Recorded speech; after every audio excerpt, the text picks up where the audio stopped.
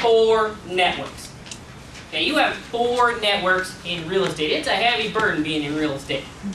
You don't have one, everyone else gets one. You in real estate, we all get 4. You got 4 networks. Now your first network, let's take a guess. What do you think your first network might be? Sphere of influence. Let's call that our clients. Let's start with our client network. Okay, that's the very first network you have. Your client network. Now, what kind of clients do we have? Repeat. Repeat. Past clients. Has anyone, maybe no one here, has anyone forgot to contact a past client before? Anyone get that awful sinking call when you call that past client a month past when your calendar reminded you and go, oh, yeah, I just listed my home. But thanks, you were awesome on the purchase. I appreciate that. I didn't know you were still doing real estate. That's kind of a painful call to get or make, isn't it? Okay, your past clients. So in your client network, you got 3 pieces of your client network. Your past clients, your present clients, and your future clients. Now, James and I call present clients, that means this. You're an active seller under listing contract, or you're a buyer under a buyer contract. Anyone have a buyer sit on the fence for a while? Yeah. Just a few. Nobody here. No one here, yeah. How about anyone have a seller who refused to lower their price? So you have to give them updates that let them know what's going on. Now sometimes when a seller sees 47 updates of how everyone else in the neighborhood's lowered their price, are they more willing to lower their price if they know everyone else is? Yeah, but they have to know. You have to communicate that with them. Okay, anyone have a, with our future clients, don't we sometimes have a problem sometimes getting a buyer who's, I'm going to meet with you, I promise next week. I promise I'll come meet with you next week. But if we show them what's going on, they're missing out. Does anyone really like to miss out on opportunities? No. But if we update them and let them know what's going on, that is critical, okay? So that's your client network. That's the first part of your network, okay, that you absolutely have to. Remember, we got 4 networks for that. All right, second network. Here's what we're going to cover. Agent network. So we're agents, we have an agent network, okay? Now, in this market, heck, in any market, no matter what's going on, is it easier to get a deal done if you know the agent on the other side of the table? Oh, absolutely. Absolutely.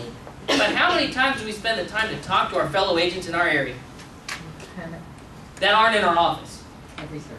Every Thursday if you're at broker At tour. least. Yeah. At least. When you come to training events here by Cardinal. And Tuesday at Belmont Tour. And Tuesday at Belmont Tour. But isn't it much easier, if they know you on the other side of the table, isn't it much easier to get the job done? Yep. Absolutely. When they know you, if everything's else equal, they go, you know what? I know you're going to get it done. I know Sharon's going to get it done for me. She's not going to let me down. Her word is good. I can go to my seller with that. Because it's your name on the line, isn't it? When you recommend a seller, say, hey, they're good for it. Julie does open houses for me sometimes. Okay? I know I can vouch for to my seller that she's not going to throw a wild party on Sundays and have a barbecue. I'm not going to get that call from my seller. Okay? It's key to know other people in your network. So your first part of your agent network is your local agents. Your second part, how about referral agents? Yeah. Agents from outside the area. Isn't that a valuable source of business? Absolutely. Absolutely. And if you stay in touch with those people from outside the area, when they have someone moving, who are they going to think of? The agent who what? Stays in touch. That's right, Bill. Bill knows. He's been at it a little bit. Like 2 years, Bill told me he's been in the business. Okay? All right, so that's your second network, your agent network. All right, your third part of your network. How about your affiliate network? We have a few great affiliates here today. We have Cardinal Pacific, who's hosting this today and having us in their training facility. We have Diane of Old Republic here today. But doesn't your network extend beyond just the people who help you get your job done in real estate? What other people are part of your extended network in real estate? Everybody in our industry. Everybody in our industry. What else? What specific? Inspectors. Termite. Yeah. What else do we have, though, that our clients ask us for? Lenders. Tradespeople. Title. Plumbers, insurance people. Plumbers, insurance people. Electricians. Electricians. How about accountants? Accountants. Sure. Lawyers. Lawyers. We got a client, Cliff, out of Florida. Last year, 220 closings. That's a lot, yeah. He's in Central Florida. Okay, 220 closings. 50 of his closings came from his accountant. Because every year, Cliff makes an effort to make sure when his clients close and say, hey, by the way, if you don't already have someone to do your taxes for you, I have a guy who takes care of, he helps about 80% of my clients. You might want to give him a call. And what does his accountant do every year for Cliff? What do you think his accountant does every year for him?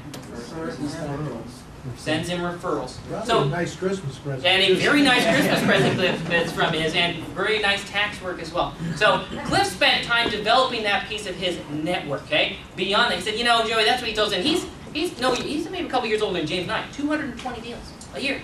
50 of them, though, he says, well, I only talk to my accountant maybe once a week, but we have that relationship that we've built, okay? He took the time to do it, but he took the time to nurture that and grow it. All right, so that's your third network, your affiliate relationship. You want to work that with your accountants, your plumbers, your lawyers, your electricians, everyone who helps you get real estate done. Are there a few people it takes to get a closing in real estate these days? Sure. Sure, it always is. So you want to not have to work for every deal. You want to be able to help other people, even when it doesn't directly help you. All right, your fourth network. That's it. Your personal, social network. Okay? That's what we say, social network, that's all it is? No, that's your fourth network, your social network. So what kind of groups though? Here's the important part of who's in our social network. What kind of groups we got? I play bridge, and I never play bridge. Somebody doesn't ask me a real estate question. There it is, bridge. Sure. Family members, they're affiliate, your religion. Church. Go to a church or temple. Religion, temple, church, community groups. Volunteer groups. Volunteer groups. Don't we need these people to know what we do? And when they need help, even if we don't end up doing the deal, we don't end up helping on transactions, don't we want to just make sure they got taken care of? Your doctor, your dentist, your hair person. Yeah. All people that you interact with. They're all part of our network, so your social network. Now here's the key. So you got 4 networks. Let me ask you this. Do you talk to your lender the same way you talk to your mom or dad? No. No. I hope not. Depends if they're your lender or not. I mean, if they're your mom, dad, I need a loan. If they're lending you money, maybe. Okay? Maybe then it's a different relationship we have going, right? All right. Do you speak to everyone at church the same way you talk to your title lender? No. Different language, different lingo. So here's the key. Yeah, you have 4 networks, but here's the thing. Here's the thing, the key point to take. You have to update each one of them differently. Because each network has a different understanding. Okay? Each one of them needs different pieces of information. Does an outside agent need to know different things? Someone who's in Utah who wants to send you business need to know something different than a local agent who you're about to do a deal with. Yeah. The guy in Utah or the gal in Utah needs to know what's going on in the market. The local agent, you're just sharing what's going on locally to get a job done.